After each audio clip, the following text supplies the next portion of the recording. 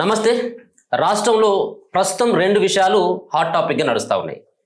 ఒకటేమో బీసీలకు సంబంధించినటువంటి 42% రిజర్వేషన్లు.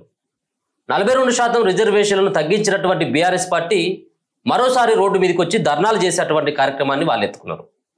మరో పక్కన బీసీలకు ఇదే 42% రిజర్వేషన్ల పైన కాంగ్రెస్ పార్టీ అసెంబ్లీలో తీర్మానం చేసి పంపితే బీజేపీ పార్టీ కులగణన అలాగే జనగణన అంటూ అది పెండింగ్లో పెట్టడం జరిగింది. మరో పక్కన బండి సంజయ్ లాంటి కేంద్ర మంత్రులు ముస్లింలకు రిజర్వేషన్లు ఈ 42%లో కలిపితే ఒప్పుకోమంటూ ఆయన చేసినటువంటి వ్యాఖ్యలు. దాని తర్వాత ఇటీవల ఇద్దరి ఎమ్మెల్సీల మధ్య కొట్లాట. వీటన్నిటి పట్ల మాట్లాడేటువంటి ప్రయత్నం చేద్దాం. మనతో పాటు బీజేపీ నేత రాజా యాదవ్ గారు ఉన్నారు. సార్ నమస్తే. సో ముందుగా ఎమ్మెల్సీల విషయాన్ని మాట్లాడుకోవాల్సిన అవసరం ఉంది. సో కల్వకుంట్ల కవిత, తీన్మార్ మల్లన్న, సో ఆ వ్యాఖ్యలు మీరు వినే ఉంటారు. మరోసారి రిపీట్ చేసేటువంటి ప్రయత్నం కూడా చేస్తాం. ఒక పక్కన మంచం పొత్తు కంచం పొత్తు అన్నటువంటి అంశాన్ని తీసుకొని బీసీలతోటి మీకు ఎందుకమ్మా, మా బీసీ లీడర్లు ఉన్నారు పోరాటం చేసేదానికి, మీరు ఎవరమ్మా అని చెప్పేసి మాకు కంచం పొత్తా లేకపోతే మంచం పొత్తా అని చెప్పేసి ఆయన వ్యాఖ్యలు చేసింది. సో ఆ వ్యాఖ్యలని ఒక మహిళల పట్ల చేయడం ఇది సబబైనటువంటి కాదు అంటూ మల్లన్న కార్యాలయం పైన దాడి. ఈ మాటల్ని గ్రామీణ స్థాయిలో ఏ విధంగా చూసుకుంటారు సార్? ఆయన అన్నటువంటి పదాలు బూతు పదాలుగానే మీరు ఏమైనా అర్థం చేసుకుంటా ఉన్నారా? బూతు కాదు కానీ సందర్భం కాదు. మల్లన్న వాడిన సందర్భం కాదు కానీ ఆయన బూతు మాట్లాడలే. ఇప్పుడు ఈయం ఇచ్చుకున్నాడు, ఈయము కయ్యము నెయ్యము పోతే కొన్ని కులాలు కంచం పొత్తు ఉంటది కానీ మంచం పొత్తు ఉండదు. మాయి సబ్ క్యాస్ట్లు 12, యాదవులలో సబ్ క్యాస్ట్లు 12 సబ్ క్యాస్ట్లు. ఒకనాడు ఈ 12 సబ్ క్యాస్ట్ల మధ్య కూడా మంచం పొత్తు లేకుండే, కంచం పొత్తు మాత్రం ఉన్నది. వాళ్ళ ఇంట్లో పెళ్లిళ్ళు అయితే మాత్రం పోయి తినేదానికి తినొస్తారు అంతే తప్పించి పిల్లనిచ్చుకోవడం లేకుండా. ఇప్పుడు కురుమోళ్ళు మమ్మల్ని ఆడబిడ్డలుగా చూస్తారు కానీ వాళ్ళు మా కంచంలో తింటారు. ఓకే, మా కంచంలో తింటారు. మా దగ్గర ఇస్తరాకులు అన్నం పెట్టాం. యాదవులు బొల్లలు ఇళ్ళల్లో ఇస్తరాకులు అన్నం పెట్టరు, కంచంలో పెడతారు. మా కంచం అనేది దాని నుంచి పుట్టింది. వేరే ఇళ్ళల్లో ఇస్తరాకులో పెడతారు, బీసీలల్లా దాదాపు కంచంలో పెడతారు. ఓసీలల్లా వాళ్ళ ఇంటికి చుట్టాలు వచ్చినా వాళ్ళు ఇస్తరాకులో పెడతారు. వేలువాళ్ళ ఇళ్ళలో కానీ రెడ్డోళ్ళ ఇళ్ళలో కానీ ఇంకెవ్వరైనా బ్రాహ్మణుల ఇళ్ళలో కానీ వీళ్ళందరూ ఇస్తరాకులో పెడతారు. బీసీల ఇళ్ళల్లో కంచంలో పెడతారు. దాని నుంచే వచ్చింది ఏది కంచం పొత్తున్నది కానీ మంచం పొత్తు లేదని, దాని నుంచే వచ్చింది. అంటే మంచం అనే దాన్ని ప్రధానంగా తీసుకోవడం అంటే ఇది ఒక రకంగా ఒక బూతు పదం. ఇది మంచం పొత్తు అంటే ఇంకొక రకంగా అర్థం చేసుకుంటాం. బూతు పదం కాదు కానీ సందర్భాన్ని బట్టి అది బూత్ అవుతుంది, సందర్భాన్ని బట్టి అది మంచి అవుతుంది. సో ఆయన మాట్లాడినటువంటి మేము చెప్పేటువంటి ఇది కాకుండా మీరు ఆ వీడియో చూసారా? నేను చూడలేదు. అంటే ఆమెను అన్నట్టుగానే కనబడ్డదా లేకపోయినట్టు? అంటే ఒక్కటే మల్లన్న వాడిన సందర్భాన్ని బట్టి దాని అర్థం. ఇప్పుడు ఇలాంటి టైంలో వాడడంలో తప్పేముంది? అంటే ఆమె ఉద్యమం చేస్తా, ఆమె బీసీలకు సంబంధించినటువంటి విషయంలో కాంగ్రెస్ పార్టీ ఏమో మేమే ఆర్డినెన్స్ తీసుకొచ్చినామని చెప్పేసి వాళ్ళు చెప్తా ఉంటారు. ఒకవేళ సంబరాలు చేసుకుంటే వాళ్ళే చేసుకోవాలి. అది అమలు కాకముందుకే బీసీల రిజర్వేషన్లు తగ్గించినటువంటి మీరు ఇలా మళ్ళీ మీరు బీసీల నినాదం ఎత్తుకొని సంబరాలు చేసుకోవడంలో ఇది చాలా తప్పు అన్నటువంటి ఆ భావనతుండే కదా మాట్లాడినట్టుగా. మొట్టమొదలు కవిత గారు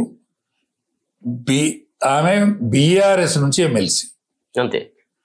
వాళ్ళ పార్టీ సమర్థిస్తలేదు దాన్ని, వాళ్ళ పార్టీ సమర్థిస్తలేదు. ఏది ఈ 42% ఈ ఆర్డినెన్స్ వాళ్ళ పార్టీ సమర్థిస్తలేదు. వాళ్ళ పార్టీ సమర్థించినప్పుడు కవిత ఈ కుంకుమ చల్లుకుంటూ తప్పు కదా, ఈమె సంబరం చేసుకుంటూ తప్పు కదా, ఈమె సంబరాలు చేసుకోవద్దు కదా. ఇప్పుడు ఈ 42% ఆర్డినెన్స్ అనేది తప్పు. ఎందుకు తప్పు? మేము 42% కంటే ఎక్కువ గెలుతాను, 50% బీసీలు గెలుతాను గ్రామాలల్లో. వీళ్ళ రిజర్వేషన్ మాకు అక్కర్లేదు. ఎందుకంటే పల్లెలల్లో రెడ్లు కానీ రావులు కానీ అప్పర్ క్యాస్ట్ పల్లె నుంచి వెళ్ళొచ్చిండ్రు. ఎమ్మెల్యే ఇప్పుడు వానికి ఎంపీటీసీ సర్పంచ్ జెడ్పీటీసీ ఈడైతలేదు వానికి, వరుస అయితలేదు, వాడు ఊళ్ళు ఉంటలేడు. ఊళ్ళు ఉండనోడు మాకు ఆర్డినెన్స్ తీసుకొచ్చి మాకేదో ప్రసాదం పెట్టినా, మీకేదో కంకరం కట్టినా, మీకేదో కిరీటం పెట్టినా అనేది బుద్ధి ఎక్కువ. అసలు మాకు ఆ కిరీటం నువ్వు పెట్టనాల్సిన అక్కర్లేదు, దాని చదివే మాకు కిరీటం ఉన్నది. 50% కంటే మేము ఎక్కువ వెళ్తాం. గ్రామాలు మా పట్టు కొమ్మలు, సిటీలు చేరిలు మీరు. కాంగ్రెస్ పార్టీ 42% తీసుకొచ్చిందని జబ్బలు సరుచుకునుడు తప్పు. రెండవది, నీ సమర్థించని పార్టీ ఈ 42% 33% ఏ శాతాన్ని కూడా ఒప్పుకొని పార్టీ. ఆ పార్టీ గురించి నువ్వు వీళ్ళ ఆర్డినెన్స్ ఇస్తే నువ్వెందుకు కుంకుమ పండుగ చల్లుకొని నువ్వెందుకు పండుగ చేసుకుంటావు? ఆమె పోరాటం వల్లనే ఇది సాధ్యమైంది. ఎట్లా ఏం పోరాటం చేసిన? నీ పార్టీ మీద పోరాటం చేయాలి. మీ నాయనతో నువ్వు పోరాటం చేసినావా? నువ్వు అందులో ఎంపీవి కదా, అందులో ఎమ్మెల్సీ కదా, నీ పోరాటం ఏమున్నది దీంట్లో? ఆమె జాగృతి ఆధ్వర్యంలో పోరాటం. అరే జాగృతి ఎక్కడిది? జాగృతి ఎక్కడిది? అసలు జాగృతి ఎక్కడిది? మరి నన్ను కూడా కొట్టిస్తుందా ఏంది అలా మళ్ళీ తర్వాత? అదొక వింగ్ అయ్యా. బీజేపీ టీఆర్ఎస్ ఉన్ననాడు అదొక వింగు, స్టూడెంట్ వింగు, విద్యార్థి వింగు, వ్యవసాయ వింగు, కార్మిక విభాగం, బీసీల విభాగం, యూత్ వింగు. కర్ణ ప్రభాకర్ ప్రెసిడెంట్ యూత్ వింగ్. అంతకంటే ముందుగా ఇంకో పిల్లాడు ఉండే. ఎస్సీల వింగు, ఎస్టీల వింగు, మహిళా విభాగం, సాంస్కృతిక విభాగం, అందులో విభాగం. అది స్వతంత్రం ఎక్కడిదే, సొంతం ఎక్కడిది? ఆనాడు ఆ పార్టీలు ఉన్న వింగులకు ఈమో వింగుకు అధ్యక్షురాలు. ఓకే, రాజు బిడ్డ కాబట్టి అయింది ఆమె. ఈ వింగులు పెట్టిన రోజు వీళ్ళు లేరు ఎవరు. వింగులు పెట్టబడ్డాక వచ్చిన వాళ్ళు. ఇప్పుడు ఆమె సందర్భం కాదు అన్నటువంటి, సరే వాడినటువంటి భాషలో తప్పు లేనప్పటికీ ఆ ఆఫీస్ పైకి పోయి కల్వకుంట్ల కవిత అనుచరులు ఆమె ఆదేశాల మేరకు దాడి చేయడాన్ని ఎట్లా చూస్తారు? ఒకటేనండి, నిరసన తెలిపే అధికారం ఎవరికైనా ఉండదు. ఏ భావ స్వేచ్ఛ కలిగినటువంటి ప్రాంతాలలో నిరసన తెలిపే అధికారం ఎవ్వరికైనా, ఏ పార్టీకైనా, ఏ వ్యక్తులకైనా ఉన్నది. కానీ దాడి చేసే అధికారం ఎవరికి లేదు. తీర్మానం మల్లన్న తప్పు మాట్లాడితే ఆయన మీద కేసు పెట్టాలి, తప్పు మాట్లాడితే కేసు పెట్టాలి, నిరసన తెలపాలి. కానీ ఆఫీసు పోయి దాడి చేసుడు. అచ్చా, దాడి చేసిన వాళ్ళు ఎవరు? దాడి చేసిన వాళ్ళు ఎవరు? జాగృతి కార్యకర్తలు. జాగృతి కార్యకర్తల వాళ్ళు బీసీలే కదా అంటున్నా. బీసీలే. కొట్లాడుతోడు ఎవడే? మళ్ళీ బీసీలే. బీసీలో, ఎస్సీలో, ఎస్టీలో ఇవిలే కదా కొట్లాడుతోళ్ళు. అవును. దెబ్బలు కొట్టించోళ్ళు ఎవరు? దొర్రలు. దెబ్బలు పడేతోళ్ళు ఎవరు? మళ్ళా బీసీ. మళ్ళీ మన అనగారిన వర్గాలు. కాల్చినోడెవడు? కాలువ పడ్డోడెవడు? దెబ్బలు తాకింది ఎవలకు? మళ్ళీ నాకు దెబ్బలు తాకినాయి అనుకో. ఆయన ఎమ్మెల్సీ కాబట్టి ఆయన రక్షణార్థం పోలీసులు ఉన్నారు, వాళ్ళు మీది కాల్పులు కాల్చిండ్రు, లేకపోతే ఎవరికైనా దెబ్బ తాకింది. వీళ్ళు ఎవరు? పోలీసు వాళ్ళు ఎవరు? వీళ్ళంతా సామాన్యులు కదా అన్న. సామాన్యులు కొట్టుక సత్తాన్లు, వాళ్ళు లెక్క పెడతాను. ఇది ఆలోచించాలి, సమాజం ఇది ఆలోచించాలి. సో ఇప్పుడు కూడా ప్రతిపక్షంలో ఉన్నప్పుడు సైతం ఇట్లాంటి దాడులు చేస్తుంది పార్టీ అంటే, అధికారంలో ఉన్నప్పుడు ఇంకే విధమైనటువంటి దాడులు పాల్పడడం మనం అందరికీ చూసినాం. ఇప్పుడు కూడా ఇట్లాంటి రెచ్చిపోయేటువంటి సంస్కృతి ఎందుకు వాళ్ళకు? ఇంకా ఏ విధమైనటువంటి ధైర్యంతో ఇట్లా ఆఫీసుల పైన, వ్యక్తుల పైన దాడి చేసి పార్టీ మొత్తం చేస్తలేదు వాళ్ళ పార్టీ కూడా. ఇప్పుడు ఈ వాడిని దవాఖానలో ఉన్నోడు నీ పరామర్శించిందా కవిత? పోయి లేదు, పోలేదు. మా కవిత చేసింది మంచి పని అని కేసీఆర్ పార్టీ లెవెల్ని మాట్లాడిలా ఇప్పటి వరకు? లేదు. అరే కవిత, నేను దండం పెట్టి చెప్తాను తల్లి, అరే నువ్వు తండ్రి చేయబట్టి, నీ తండ్రి చేయబట్టి నువ్వు ఎంపీ అయినావు. నీ తండ్రి చేయబట్టే కదా నువ్వు ఎంపీ అయింది. మళ్ళీ ఒకసారి ఓడిపోతుంది. అచ్చా, నీ తండ్రి పార్టీ కాకపోతే నువ్వు ఎమ్మెల్సీ అవుతావు మళ్ళా? అరే నువ్వు మీ తండ్రి హెల్త్ మంచిగా లేదటగా, హెల్త్ చూసుకోక ఇవన్నీ నాయనూరు శుద్ధులు ఎందుకు? ఈ నాయనూరు శుద్ధులు ఎందుకు? ఇవన్నీ ఇవన్నీ బేకారు ముచ్చట్లు ఇవన్నీ. నీ పార్టీ ఒప్పుకుంటలేదు, నేను పోరాటం, నీ పోరాటం కాలిపోదు. 42% మాకు అద్దు, 50% మేము గెలిచిన వాళ్ళం. రేవంత్ రెడ్డికి నేను ఈ సందర్భంగా ఒక మనవి చేస్తాను. ఆయన వినడో నేను మామూలు మాట్లాడుతూనే, మీ ఛానల్ ఎంత పెద్దదో నాకు తెలియదు, కానీ ఆయనకు శాతం అయితే మేము ఇవన్నీ ఎప్పుడో గెలుతాను. సర్పంచ్లు మా వాళ్ళు అవుతాను, గొల్లుడో శాలుడో సాకలుడో మంగళుడో ఏవో ఆ ఊళ్ళల్లో ఎవడు వీలైతే ఎవరికి బలం ఉంటే ఎవడు బుద్ధివంతుడో లేకపోతే 4 పైసలు ఖర్చు పెట్టుకున్న గెలుతాడా. మాకెందుకే, నీకు కెపాసిటీ ఉంటే రాహుల్ గాంధీ నువ్వు చెప్పినట్టు వింటాడు కదా. రాహుల్ గాంధీ కూడా ఒకటి తప్పని ఒప్పుకోవాలి. ఏమనంటే మెజార్టీ లేకున్నా కాంగ్రెస్ పార్టీ జవహర్లాల్ నెహ్రూను ఒప్పుకోకున్నా, వల్లభాయ్ పటేల్కు మెజార్టీ వచ్చినా, వల్లభాయ్ పటేల్కు మెజార్టీ కాంగ్రెస్ పార్టీ సభ్యులు ఓటేసిన, ఏది వాళ్ళది ఉంటుంది కదా సిండికేట్, ఓట్లు పడ్డా, వల్లభాయ్ పటేలుకు గాంధీ మీద ఉన్న అభిమానం కోసం నువ్వు ఎట చెప్తా గట్టిందంటే, గాంధీకి నెహ్రూ మీద ప్రేమ ఉంటే ఆయన చేసిండు, అది పొరపాటు.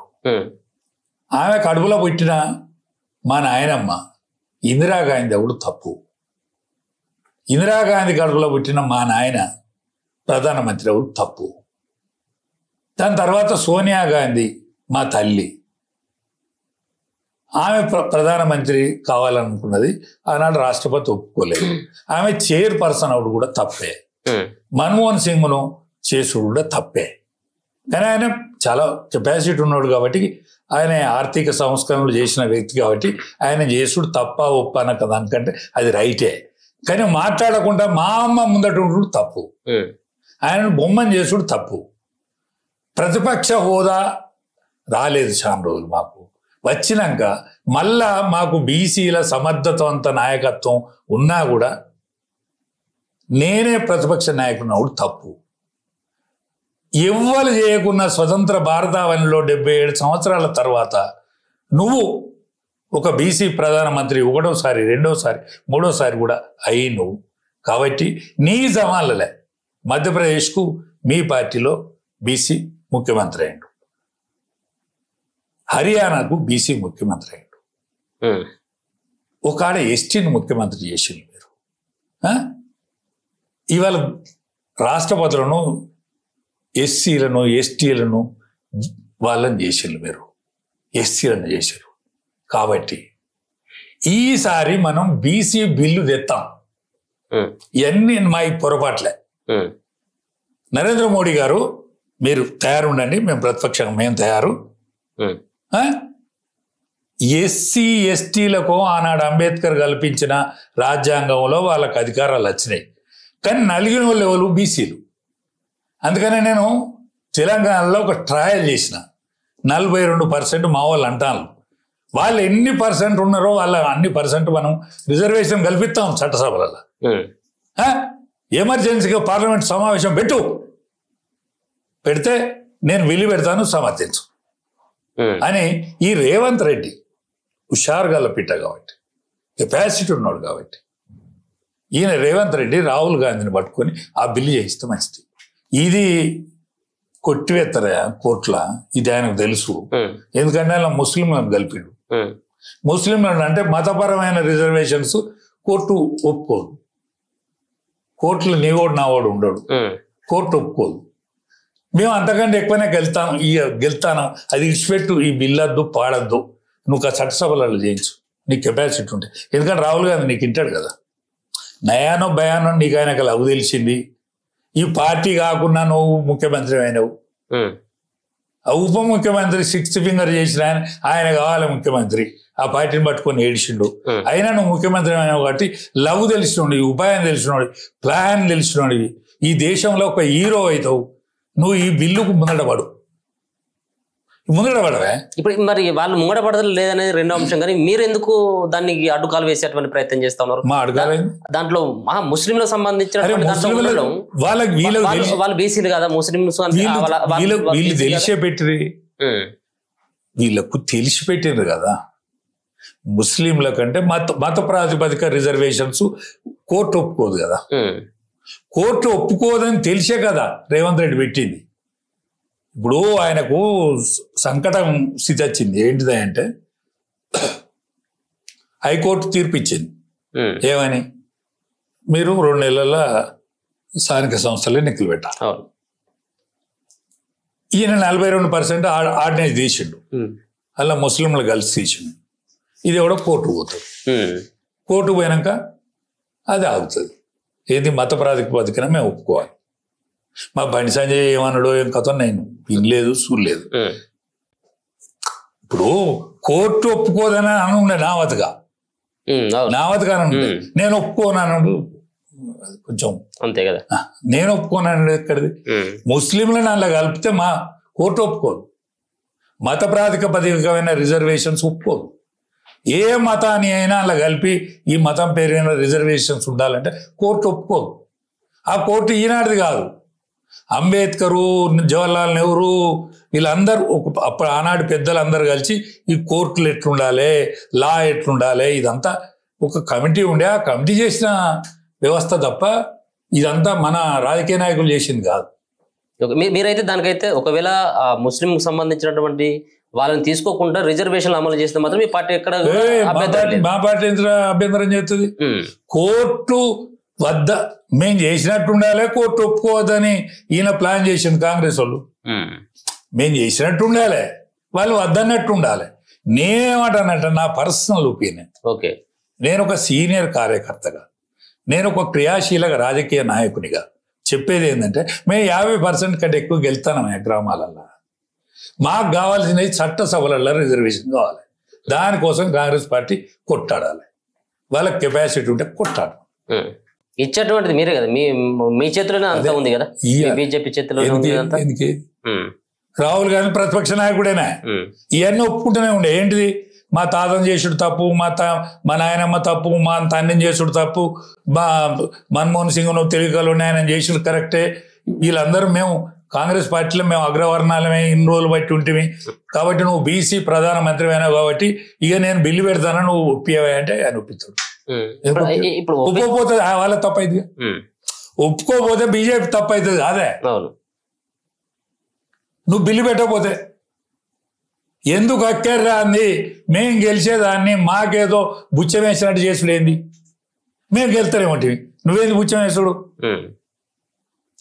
బీఆర్ఎస్ పార్టీది స్థానం ఏ విధంగా ఉండబోతా ఉంది గ్రామాలలో రానున్నటువంటి స్థానిక ఎన్నికలలో? అంటే వాళ్ళకు పొడి చేసేటోడు ఉన్నాడు, వాళ్ళకు ఉన్నాడు. లేదే బీజేపీకి ప్రజాబలం ఉన్నది. 18 ఏళ్ళ నుంచి 30 ఏళ్ళ వరకు యువకుడు ఉన్నాడు, కానీ లీడర్ కొరత ఉన్నది. వాస్తవాలు ఒప్పుకోవాలి కదా. నేను ఇప్పుడు మెజార్టీగా కాంగ్రెస్ పార్టీ కంటే ఎక్కువ సీట్లు బీఆర్ఎస్ గెలిచేటువంటి స్థితిలో ఉందా ఇప్పుడు?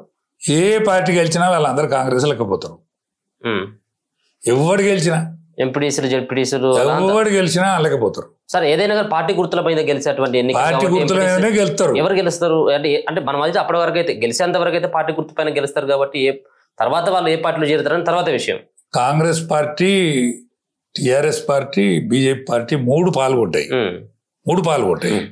రిజల్ట్ కు లీడర్ అయితే టిఆర్ఎస్ కూడా ఉన్నాడు, కానీ టిఆర్ఎస్ కు గాలి లేదా? గాలి లేదు. గాలి ఏ పార్టీకి లేనట్టే లెక్క. ఒక బీసీ గాలి ఉన్నది కానీ అది ఏ పార్టీలు కూడా ఉపయోగించుకుంటట్లేవు. బీసీ గాలి ఉన్నది గ్రామాలలో, కానీ ఏ పార్టీ కూడా ఈ ఓసీ ఈ బీసీలు లేవకుండా చూస్తానే. అన్ని పార్టీలు కూడా ఈ బీసీ నినాదం లేచింది, దీన్ని ఎట్లా దొక్కాలరా అని ఆలోచిస్తుంది. తీర్మార్ మల్లన్న, నేను దయచేసి చెప్తాను, తీర్మార్ మల్లన్నకు ఒక వర్క్షాప్ పెట్టు తమ్మి. నువ్వు నాకంటే చిన్నోనివి, చాలా చిన్నోడు, నా కొడుకుతో ఉన్నట్టు మల్లన్న. నా కొడుకు 52 ఏళ్ళు ఉంటాడు, మల్లన్న 52 ఉంటుడా. అంతకంటే ఎక్కువ ఉంటే దండం పెడతాను. ఏ స్థితిలో కూడా ఆయనకంటే అయితే వయసులోనే పెద్ద. కాబట్టి నువ్వు ఒక్కనివే పోయి దీన్ని ఆగం చేయకు, ఒంటరి పోరాటం చేయకు, అందరిని కలుపుకొని పో. ఎవరి దగ్గర ఏమున్నదో మెటీరియల్ తెలుసుకో, కుల సంఘాలను కలుపుకో. బీసీల కోసం ఎవరైనా పోరాడిండా అని ఇంటికి పో, వాళ్ళందరినీ దగ్గరే. ఎవరి దగ్గర ఏమైనా మెటీరియల్ ఉన్నదా అది కూడా చూడు. ఎవడు ఐఏఎస్ ఆఫీసర్ ఒక పుస్తకం రాసిండట, అది కూడా చదువు. చదవకపోతే చదివి ఎవంతుడన్న. వీళ్ళందరినీ దగ్గరే, వీళ్ళందరినీ కూడా దగ్గరేసి ఒక వర్క్ షాప్ పెట్టు, వాళ్ళకు ఇంత భోజనం పెట్టు. ఎవరైనా పెడతాడు, భోజనం పెట్టుడు కూడా ఉంటాడు. పెట్టి దాన్ని ఒక మంచి ఒక తెలంగాణ మూమెంట్ ఎట్లయితే వచ్చిందో అట్లాంటి మూమెంట్ చేయి. కానీ ఇట్లా అనవసరంగా ఈ పంచాయతీలు అటువంటి పోగేసేటువంటి ప్రయత్నం చేస్తే మీలాంటి వాళ్ళు అంటే పార్టీని వదిలిపెట్టి రావడానికి, పార్టీని వదిలిపెట్టి రాము. పార్టీలో ఉన్న అందరినీ ఆలోచించు. పార్టీలో ఉన్న వాళ్ళందరినీ ఒక బ్యానర్ కాకుండా బయటగానే మీటింగ్ పెట్టు, లైక్ మైండెడ్ అందరు సలహాలు ఇస్తారు, తప్పే ఉన్నది, అన్నిటి స్వీకరించు. ఇప్పుడు నేను గొల్లోనైనాక నేను యాదవులు ఇళ్ళల్లో పుట్టినా, దాని తర్వాత నేను బడికి పోయినా, చదువుకున్నాక నాకు ఏదో పార్టీ నచ్చింది, ఎమర్జెన్సీకి వ్యతిరేకంగా పనిచేసిన, నక్సలెట్లా పోదామనుకున్నా, మళ్ళీ జంగారెడ్డి వచ్చిండు, జనతా పార్టీలో పనిచేసిన, జంగారెడ్డి నచ్చిండు, బీజేపీలో పోయినా, బీజేపీలో అనేక సంవత్సరాలు పనిచేసిన, తెలంగాణ ఉద్యమం నాకు తెలంగాణ ఇష్టం కాబట్టి నేను టీఆర్ఎస్లో పోయినా. నువ్వు ఒక రథాన్ని దిద్ది యుద్ధం మొదలు పెడితే నువ్వు యుద్ధ భూమికి అందరు వస్తారు కావచ్చు, ఆ స్థాయి అందరికి కనిపించినట్టు చెయ్యి. ఇప్పుడు నిన్న కొంతమంది గతంలో బీఆర్ఎస్ పార్టీలో పనిచేసినటువంటి వ్యక్తులు ఇప్పుడు ప్రజెంట్ ఉన్నటువంటి బీఆర్ఎస్ పార్టీలో ఉన్నటువంటి నేతలు నిన్న ధర్నా చౌక్లో ఒక ధర్నా చేపట్టడం జరిగింది. బీసీలకు కొట్లాటేగా బీసీలకు రిజర్వేషన్ రాకుంటే అని చెప్పేసి ఈ కొట్లాటను ఏ విధంగా చూస్తారు? ఎందుకంటే తగ్గించినటువంటి పార్టీ ఆ పార్టీ, అట్లాంటిది మళ్ళీ దీనికోసం రోడ్ల మీదకి ఎక్కి కొట్లాడడం ఇది ఏ విధంగా? ఒక్కటేనా, ఏదైనా ఇల్లు కాగానే పండుగ కాదు. అనేక సాధక బాధకాలు ఉంటాయి. ఇప్పుడు తెలంగాణ పోరాటం ఎన్నాళ్ళది? అనేక సంవత్సరాలు. కానీ అది నెరవేరలేదు. కళ నెరవేరింది చాలా రోజులు తర్వాత, అనేక సంవత్సరాల తర్వాత నెరవేరింది కదా. అయితే ఈ పోరాటం అయితే రగల్చాలి. ఈ పోరాటం అయితే ఉన్నది. బీసీల అణచివేత అనేది ఇయ్యాడిది కాదు. 1000 సంవత్సరాల బానిసత్వంలో తొక్కబడ్డోడు ఎవడు? బీసీడు. తొక్కబడ్డోడు ఎస్సీడు. తొక్కబడ్డోడు ఎస్టీడు. 1000 సంవత్సరాల బానిసత్వంలో 77 ఏళ్ళ స్వాతంత్రంలో తొక్కబడ్డోడు ఎవడు? అనగబడ్డోడు ఎవడు? బీసీలు, ఎస్సీలు, ఎస్టీలు. తొక్కిన వాళ్ళు ఎవరు? ఆనాడు రజాకారులకు అనుకూలంగా కుచ్చు టోపీలు పెట్టుకున్న వాళ్ళు ఎవరు? దాని తర్వాత గాంధీ టోపీలు పెట్టిండేవాడు. గాంధీ టోపీ పెట్టి వాళ్ళే రాజ్యం వెళ్ళిండు. కుచ్చు టోపీ పెట్టి వాళ్ళే దౌర్జన్యం చేసిండు. దాని తర్వాత రకరకాల వేషాలు వేసి వాళ్ళే రాజ్యం చేసిండు. ఒక్క ఎన్టీ రామారావు కాలంలో కదా బీసీవన్కి ఇంత మంత్రి పదవి, ఎమ్మెల్యే పదవి వచ్చింది. అంతకంటే ముందుగా బీసీవన్ చూడలే మేము. బీసీఓడు ఎమ్మెల్యేను చూడలే మేము. ఎస్సీ ఎమ్మెల్యేను చూసినాం, ఎస్టీ ఎమ్మెల్యేను చూసినాం. దాని తర్వాత దొరే ఎన్టీ రామారావు ఒరవడిలా బీసీలు కొంతమందిగా అనిపించింది. అదే ఒరవడిలా ఇతరం దక్కింది, ఆడింది తీడింత అంతే తప్ప రాజ్యాధికారం అయితే రాలేదు. రాజ్యాధికారం కోసం కొట్లాడాలి, తప్పకుండా కొట్లాడాలి. అది మల్లన్న రూపంలో కొడతారా, మరో రూపంలో కొట్లాడతారు. కొట్లాట మంచిదే, కానీ దీన్ని ఆగం చేయొద్దని నా మనవి. 3 నెలల ముచ్చట చేయొద్దని నా మనవి. ఇప్పుడు ఇంత జరిగినప్పటికి కూడా ఒక పక్కన బిడ్డను రక్షించడం కావచ్చు, బిడ్డ చేసినటువంటి వ్యాఖ్యలు కావచ్చు, బిడ్డ చేసినటువంటి ఇటువంటి దాడులు కావచ్చు, వీటన్నిటిపైన కేసీఆర్ మౌనంగానే ఉన్నాడు, హరీష్ రావు మౌనంగానే ఉన్నాడు, కేటీఆర్ మౌనంగానే ఉన్నాడు, యావత్ బీఆర్ఎస్ పార్టీకి సంబంధించిన నేతలంతా కూడా మౌనంగానే ఉన్నారు. ఎందుకు? బీఆర్ఎస్ పార్టీ కవిత యొక్క సేవలు చాలు మాకు అని చెప్పేసి అర్థం చేసుకున్నట్టుగా అనుకోవచ్చా? లేకపోతే ఆమె ఈ పార్టీకి అవసరం లేదు, ఆమె వల్లనే ఆగమైపోయింది అన్నటువంటి భావనతో బీఆర్ఎస్ పార్టీ నేతలు కేసీఆర్ సూచనతో ఉంటే ఈ విధమైనటువంటి నిర్ణయం తీసుకున్నారు అనుకోవచ్చు? గంత అనుకోరు. ఈమె వీళ్ళిడిచి సాగు చేస్తాను తప్ప గంతే వాళ్ళు అనుకుంటారు. ఆమె ఎందుకు పట్టించుకోవట్లేరు అనుకుంటారు మరి? ఇంత కనీసం ఇట్లా అంటే పార్టీని డ్యామేజ్ చేసేటువంటి ప్రయత్నం కూడా చేసింది, మాట్లాడింది, కానీ ఆమెతో ఒక్కసారి కూడా వీళ్ళు చర్చలు కూడా జరపలేదు. చర్చలు జరుపుతారు దీన్ని. దానిలో ఏమైనా పానం ఉంటే చర్చ జరుపుతారు. ఎవరైనా దానిలో పానం ఉంటే చర్చ జరుపుతారా? నేను మాట్లాడతానే మళ్ళా అరే రాజన్ ఎక్కడుండని నాకు ఫోన్ చేసావు, నాకు ఫోన్ నెంబర్ కనుక్కోను, అరే ఏడున్నావు, ఎక్కడున్నావు, ఏంది ఇది, నేను తప్పు చేసినా రైట్ చేసినా అని అనకపోతే నేను మాత్రం మల్లన్న దగ్గర పోతున్నా. అంటేనే పోతాం. అంటే పోతా కదా. అవును. నేను ఆఖరి ఫోన్ నంబర్ తెలుసుకొని ఫోన్ కూడా చేయాలనుకుంటాను. కవిత నాతో మాట్లాడదు కాబట్టి నేను చెప్తలేను. కవితకు మీ ద్వారా చెప్తాను నేను. మొట్టమొదలు మీరు ఇంట్లో మీ తండ్రి దాన్ని కాపాడండి, మీ తండ్రిని కాపాడుకోండి ఫస్ట్. ఇల్లిడి సాగు చేయకు, అది మంచిది కాదు. పార్టీని ఆగం చేయాలనుకున్నది తండ్రిని. పార్టీ నువ్వు ఆగం చేస్తే కాదు అది, అది ఆగం ఏమున్నది అంతే. నువ్వు ఆగం చేస్తే కాదు అది, అది ఆగం ఏమున్నది, అది ఆగం శివరాత్రి అయి ఉన్నది. నువ్వు ఆగం చేస్తే అది ఆగం ఏది కాదు. నువ్వు ఎక్కడికో పోయినా కేసీఆర్ బిడ్డగానే నీకు మర్యాద దొరుకుతుంది తప్ప నువ్వు కవితగా నువ్వు మనగలగలేవు. అంతే, నువ్వు కవితగా మనగలగలేవు. అరే నేను చెప్తానయ్యాలా, మీ ముందట మాట్లాడతాన నేనంటే అది కేసీఆర్ కారణం. మీ ముందట టీవీ ఎంత పని చేస్తుందా, నన్ను ఎవడు చూస్తాడా, నా మాట ఎవడు కాంతాడా, కానీ నేను మాట్లాడటానికి ప్రధాన కారణం కేసీఆర్తోనే కలిసి ప్రయాణం చేసిన ప్రయాణమే నన్ను మాట్లాడిస్తుంది. కేసీఆర్ను తప్పు పట్టినా అదే మాట్లాడిస్తుంది, కేసీఆర్ని రైట్ పట్టినా అదే మాట్లాడిస్తుంది, వాళ్ళ కుటుంబం గురించి మంచి మాట్లాడినా అదే మాట్లాడిస్తుంది, చెడు మాట్లాడినా అదే మాట్లాడిస్తుంది, రేవంత్ రెడ్డి మీద వ్యతిరేకంగా మాట్లాడినా కూడా కేసీఆర్ బలమే మాట్లాడిస్తుంది. నన్ను ఎవరు మాట్లాడిస్తానులే, ఎవరు మాట్లాడిస్తాను చెప్పు? బీజేపీలో నాకు పదవి ఉన్నదని పిలిచినావా? నేనేంటిది బీజేపీలో? క్రియాశీల కార్యకర్తను మాత్రమే. ఓన్లీ మా దానిలో క్రియాశీలక సభ్యత్వం చేయాలంటే కొన్ని సభ్యత్వాలు చేయాలి, చేతవాడు క్రియాశీలక సభ్యుడు అవుతాడు. నేను రాష్ట్ర వర్కింగ్ కమిటీ మెంబర్ కాదు, నేను కేంద్ర వర్కింగ్ కమిటీ మెంబర్ కాదు, నేను రాష్ట్ర కార్యదర్శిని కాదు, నేను కేంద్రంలో నాకేం పదవి లేదు, చిన్న గిందంత ఇసువంత పదవి లేదు. కానీ నేను ఆల్ ఇండియా అధ్యక్షుడు అద్వాని గారు ఉన్నప్పుడు నేను ఉమ్మడి వరంగల్ జిల్లాకు అధ్యక్షుడిని. నేను రామ రథయాత్ర చేపట్టినోడిని, నేను జనాదేశ యాత్ర చురుగ్గా పాల్గొన్నాను, నేను ఎమర్జెన్సీకి వ్యతిరేకంగా దెబ్బలు తిన్నోడిని, గోడపంటి రాతలు రాసినోడిని. నేను బీజేపీలో ఉండగా మాత్రమే గొర్రెల పెంపకందారుల సమస్యను ఢిల్లీ కనుక తీసుకుపోయి నెరవేర్చినోడిని. గొర్రెల మీద నిషేధం ఉండే, అప్పులు ఇవ్వద్దని. గొర్రె మేకల మీద నిషేధం ఉంటే గొర్రెలు గడ్డి మెత్తాయి, మేకలు చెట్లు మెత్తాయి, మేకలకు ఇయ్యకుండా ఎన్సిడిసి ద్వారా గొర్రెలకు ఇవ్వాలంటే ఆల్ ఇండియాలా ఇవాళ అన్నిటికీ ఎన్సిడిసి ద్వారా రుణ సౌకర్యం సబ్సిడీ ద్వారా ఇస్తాను.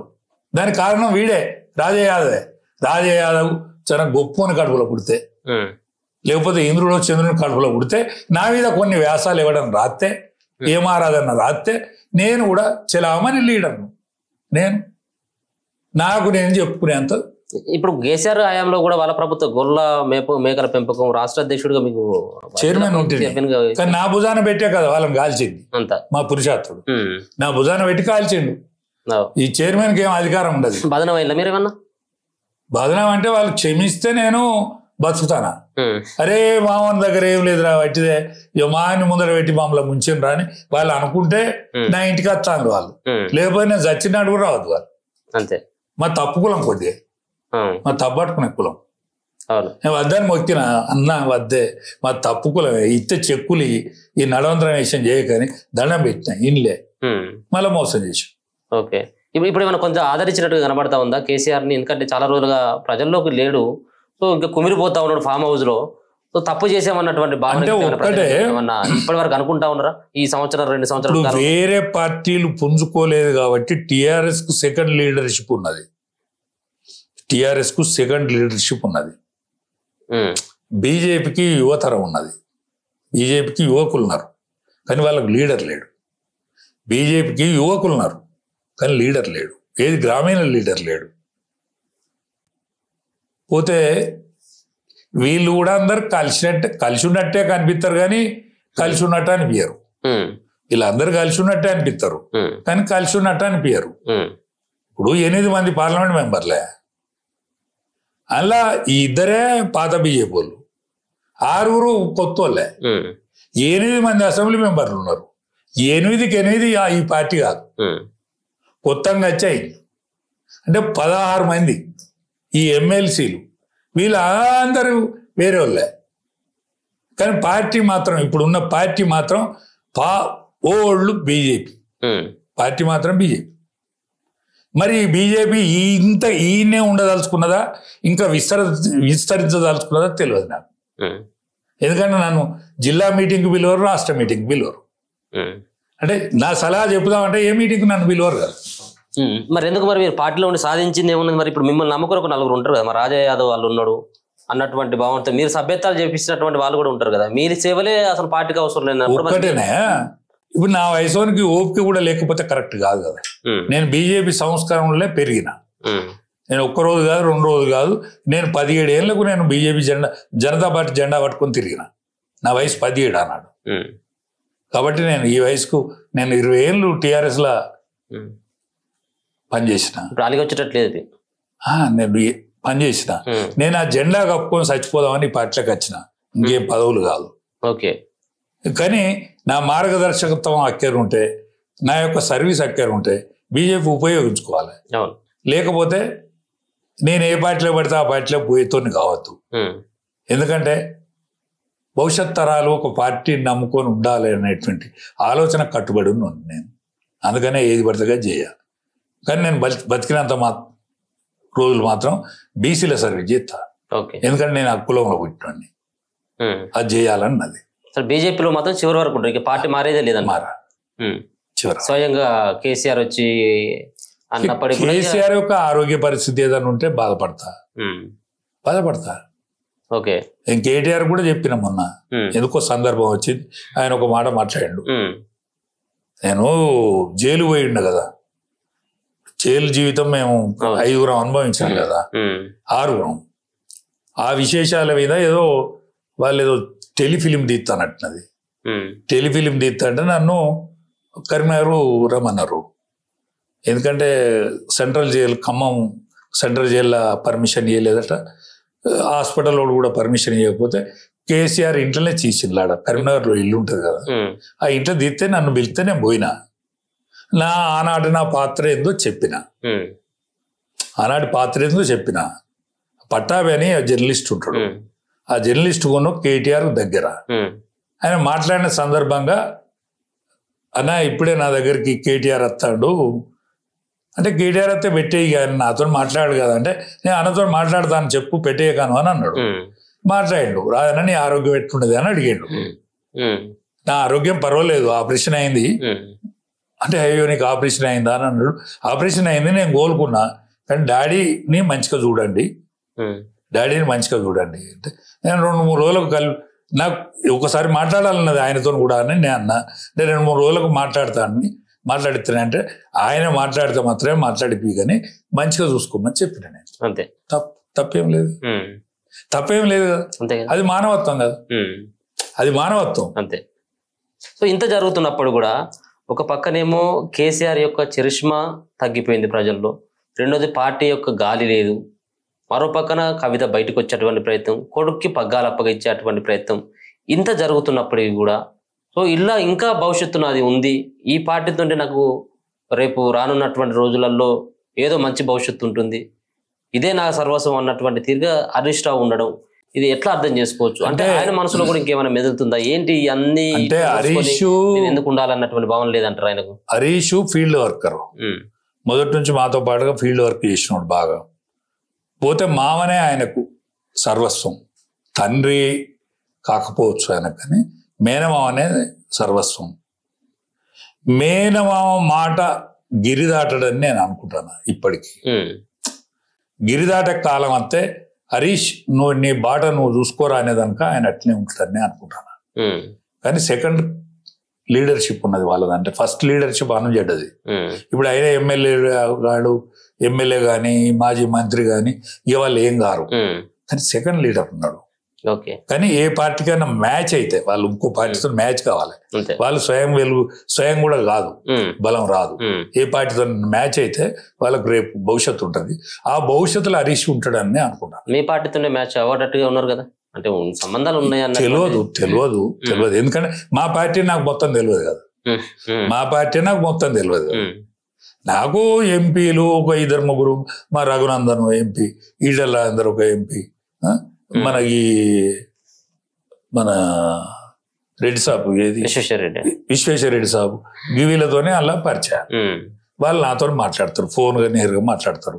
రఘునందను నేను ఇద్దరం టీఆర్ఎస్ లో మెదక్ జిల్లా ప్రెసిడెంట్ ఆయన ఉండే, నేను ఇన్ఛార్జిగా ఉంటుంది.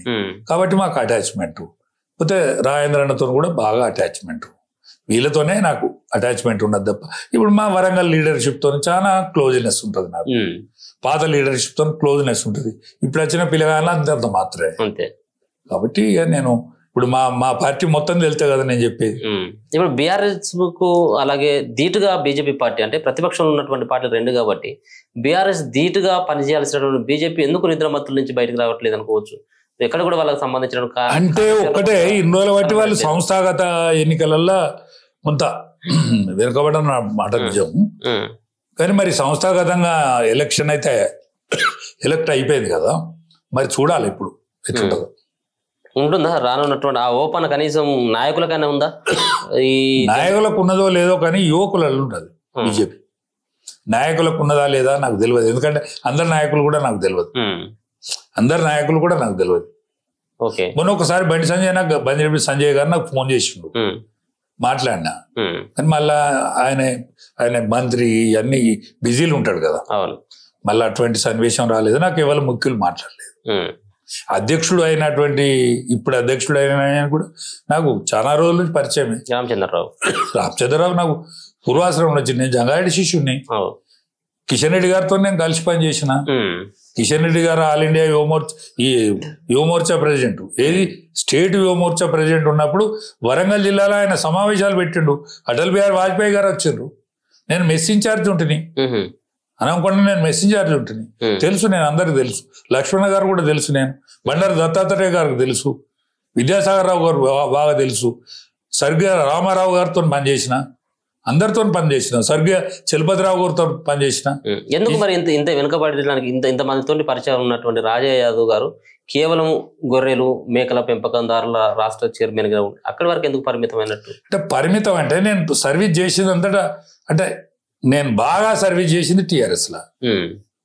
మరి ఆయన ఏమనుకున్నాడో, నన్ను రాజ్యసభ పంపుతున్నాడు, పార్లమెంట్ పంపుతున్నాడు, ఎమ్మెల్సీ చేస్తున్నాడు, ఏమనుకున్నాడో ఆయన బద్దనుకుంటే పక్క పార్టీ మాత్రం అంతే కదా. పక్క పార్టీ కంటే నేను అలసిపోయే ఉన్నా, ఏ పార్టీ పోవద్దు అనుకున్నారా? ఏ పార్టీకి వద్దు. ఇక 20 ఏళ్ళలో సర్వీస్ చేసినాం, తెలంగాణ సాధన జరిగింది, ఏ సరిపోతుంది, ఇంతకంటే ఎక్కువ ఏం కావాలి, నాకు గింతే బాగున్నదని అనుకున్నా. కానీ అనుకోకుండా ఈడల్లా వచ్చి అన్నాను, రావే నీ సర్వీస్ అక్కర్ ఉన్నది ఇదనంటే ఏం బలవంతంగానే వచ్చిన, బాధపడకుండా వచ్చిన. టిఆర్ఎస్ లకు పోయేనాడు నేను కన్నీళ్లతోనే పోయినా, ఏది బీజేపీకి రాజీనామా పెట్టి. నేను టిఆర్ఎస్ నుంచి వచ్చేనాడు కూడా నేను కన్నీళ్లతోనే వచ్చిన. నేను ఒక 500 సార్లు ఎక్కిపడి ఏడవచ్చు నేను ఆ పార్టీని కానీ కేసీఆర్ని కానీ గుర్తు చేసుకొని. ఎందుకంటే నేను అన్నీ అనుభవించిన. చిన్నప్పుడే మా తండ్రి చచ్చిపోయిండు, మా తమ్ముడు చచ్చిపోయాడు, మా చెల్లె చనిపోయింది, మా తల్లి చనిపోయిండు. ఇవన్నీ కూడా నేను టీఆర్ఎస్ లో అన్ని కేసీఆర్తో నేను అన్ని విధాల ఇవన్నీ లోటు అంత భర్తయింది నాకు. అందుకని నేను బాధతోటే ఉన్నా. కానీ సంతృప్తి ఏంటంటే నాకు ఓనవాళ్ళు నేర్పిన పార్టీ, నాకు అక్షర జ్ఞానం చెప్పిన పార్టీ. నేను ఒక జంగారెడ్డి శిష్యునిగా ఎలుగు నేను గొర్రెల పెంపకందారులను ఆల్ ఇండియాల విముక్తి చేసినటువంటి భాగ్యం కలిగినందుకు ఇది సంతృప్తిగానే ఉన్నా. నేను ఎప్పుడైనా ఏడ్చినటువంటి సందర్భాలు, ఆయన ఈ విధంగా ద్రోహం చేసిండు, నాకు నేను ఇంత నమ్ముకొని ఉన్న తర్వాత కూడా ఒక వెన్నుపోటు పొడిచిండు అన్నటువంటి భావనతో ఎప్పుడైనా ఒంటరిగా కూర్చొని ఏడ్చినటువంటి సందర్భం ఎప్పుడైనా ఉందా?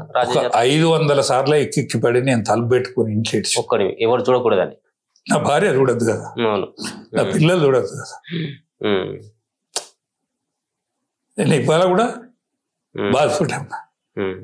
ఆయన చేస్తే నేను ఏ స్థాయికైనా పోతాను కదా, ఏ స్థాయికైనా పోతున్నా కదా. నేను రూపాయి కూడా సంపాదించుకోలేదు కదా, ఆర్థికంగా కూడా మంచిగా లేను కదా. అయినా ఏ ప్రేమకు ఆ ప్రేమే ఉండాలి, ఏ ప్రేమకు ఆ ప్రేమే. మీరు గతంలో నాకు ఒక విషయం చెప్పారు, అంటే ఒక తండ్రి లాంటి వ్యక్తి కేసీఆర్, నేను ఎందుకంటే మా తండ్రి చనిపోయిన తర్వాత ఆయనతుంటే అన్ని విధాలుగా ఆయన నేను చూసుకున్నా అని చెప్పేసి. సో కొన్ని సందర్భాల్లో విమర్శించేటువంటి సందర్భాలు వస్తూ ఉంటాయి. సో ఆయనను విమర్శిస్తూ ఉంటే అంటే ఏదో రకమైనటువంటి ఫీలింగ్ కలుగుతుందా, లేకపోతే ఉంటే ఒక కసిగా నిజంగా నాకు అన్యాయం చేసిండు కదా అన్నటువంటి ఆ ఫీల్ తోటి మాట్లాడతారు? అంటే ఒకటే అదొక బ్యాడ్ లక్ అనుకుని విమర్శిస్తాంట నేను. విమర్శించుడు, నేను కేసీఆర్ను విమర్శించుడు నాకు ఇష్టమా? అచ్చా, విమర్శించకపోతే కష్టం కదా. విమర్శించినా కష్టమే, విమర్శించకపోయినా కష్టమే. ఇటువంటి రాత ఎవరికి రావద్దా? నాకు వచ్చిన రాత, నా అటువంటి బతుకు ఎవరికి రావద్దు. ఎందుకంటే ఒక పక్క కన్నీళ్ళు, ఒక పక్క మాట. ఇది మంచి అంటే ఇది హృదయ విదారకమైందే కదా, హృదయ విదారకమైందే కదా అంటాను.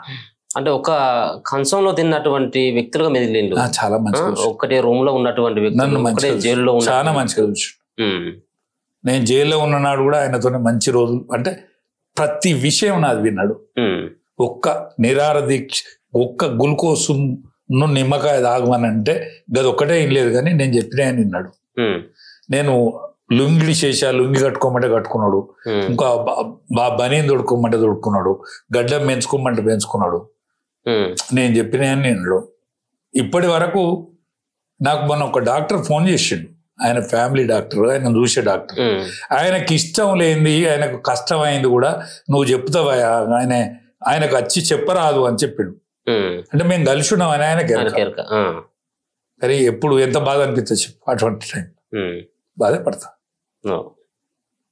కనీసం మరి అంటే వాళ్ళ కొడుకు కూడా కేటీఆర్ కూడా చెప్పి ఉంటాడు ఏమో డాక్టర్, ఎందుకంటే అది అదంతా నాకు తెలియదు. కానీ మేము కలిసి ఉన్న రోజులల్లో ఆయనకి ఇష్టం లేని మాట కూడా నేను మాట్లాడితే వినేది. ఆయన ఆచరించడా వేరే ముచ్చట, ఆయన ఆచరించడా వేరే ముచ్చట. దీక్ష చేసే రోజు కూడా కేటీఆర్ హరీష్ రావు ఈ పరిస్థితులు మంచిగా లేవు కదా, రాదన్నా ఇది ఎవరు మాట్లాడరు, డాడీతో నువ్వే మాట్లాడమని నాకు కేటీఆర్ చెప్పిండు. మనకు అవుట్ ఫుటింగ్ వస్తుందా, ఆయన ఇంటి లేడు అంటే నేనే పోయి అడిగిన, అన్న పరిస్థితులు మంచిగా లేవు కదా, మరి ఇప్పుడు కొంచెం వాయిదా అవుతామంటే లేదన్నా రాయనా, నువ్వు నాతో పాటు నిరాహార దీక్షలు కూర్చుంటావు, కేసీఆర్ అచ్చుడో తెలంగాణ అచ్చుడో నిర్ణయం గట్లే ఉంటదని చెప్పిండు. ఇష్టం లేని మాట కూడా నేను చెప్పేది. ఓకే, వినేది నీ మాట, వినేది. హరీష్ టిక్కెట్ కావాలంటే నేను వద్దని నిరాకరిస్తా ఊకొని నేను అన్న మనిషికే టికెట్ ఇచ్చిండు. పార్లమెంట్ ఎన్నికలలో ఆయన సెలెక్ట్ చేసిన మనిషి వద్దని నేను ఎవరికైతే సెలెక్ట్ చేసిందో వానికి పార్లమెంట్ టికెట్ ఇచ్చిండు. ఈవెన్ దో మన మెదక్ పార్లమెంట్ సభ్యురాలు ఎవరు, మన సినిమా యాక్టర్ విజయశాంతి, నాకు టికెట్ ఇస్తాను అన్నాడు ఆ రోజు. నాది ఫైనల్ చేసిండు. అన్నా మరి హరీష్కి ప్రపోజల్ చేస్తాడు, విజయశాంతి ప్రపోజల్ చేస్తాడు అని అంటే నాకంటే విజయశాంతి మెరుగని చెప్పిన నేను. నాకంటే విజయశాంతి మెరుగన్నా, ఎందుకంటే అది ఒక సినిమా యాక్టర్, అది ఆంధ్ర తెలంగాణ మనకు తెలియదు. కానీ ఆ రాములమ్మ సినిమా తీసిన తర్వాత రాములమ్మ పాత్ర మన పిల్లలందరూ అదే అనుకుంటాను. ఆమెకు ఇట్లా తుబాకీతో కాలితే వాడు చత్తలేడు, కానీ అంత హీరో అనుకుంటాను. రాములమ్మకి ఇస్తే మనకు సీటుకి వెళ్తుంది కదా, ఆమెకి ఇవని చెప్పిన నేను. ఆయన నాకు మల్కాజ్గిరి కోసం తల్లిచ్చిండు, కానీ పొత్తులు రాదన్నా, వస్తే నువ్వు పోటీ చేయాలి అన్నాడు మల్కాజ్గిరి అన్నాడు. నా కోసం ఆ ప్రేమ ఉండే. మళ్ళా ఇంకా రాజ్యసభ పంపే వరకు ఆ ప్రేమ మారిపోయింది. రాజ్యసభ కూడా పంపుతా అన్నాడు, ఎమ్మెల్సీ కూడా చేస్తా అన్నాడు, కానీ ఏది చేయలే. ఏది చేయకున్నా నాకు ఊరికి ఒక 10 మంది నన్ను గుర్తుపడతారు, ఊరికి ఒక 10 మంది రాజన్న అని పిలుస్తారు, నన్ను అన్నం తినమంటారు. ఒకరు నేను పేదోనే కావచ్చు, డీజిల్ ఉన్నదా అని అడుగుతారు. ఇదంతా కేసీఆర్ పుణ్యమే కదా, కేసీఆర్ పుణ్యమే కదా. నేను మునుగోడు ఎన్నికలప్పుడు వచ్చిన ఏది బీజేపీ పార్టీలకు, ఇప్పటి వరకు బీజేపీ వాళ్ళు నన్ను ఎవరు మాట్లాడకుండా నేను బీజేపీ కట్టుబడి ఉంటాను. అంటే నా వ్యక్తిత్వం కదా, నా వ్యక్తిత్వాన్ని నేను ఎట్లా చంపుకోవాలి, నా మానసిక పరిస్థితిని నేను ఎట్లా చంపుకోవాలి, అందుకని నా మనసు చెప్తానా, నా వ్యక్తిత్వం చెప్పుకుంటాను. అంతే. Okay, thank you so much. So మొత్తానికైతే రిజర్వేషన్లకు సంబంధించినటువంటి విషయంలో బీజేపీ పార్టీకి ఎక్కడ కూడా ఇదేదో ఇవ్వకూడదు అన్నటువంటి భావన లేదు అన్నటువంటి అభిప్రాయంతో పాటు ఆ కల్వకుంట్ల కవిత దాడి చేయడాన్ని మల్లన్న సంబంధించినటువంటి కార్యాలయం పైన ఇది ముమ్మాటికి 100% తప్పే. కానీ మల్లన్న అన్నటువంటి మాటలో బూతు లేనప్పుడు కూడా అది సందర్భం కాదు అన్నటువంటి అభిప్రాయాన్ని రాజా యాదవ్ గారు అయితే చెప్తా ఉన్నారు. చూస్తూనే ఉండండి మన తెలుగు.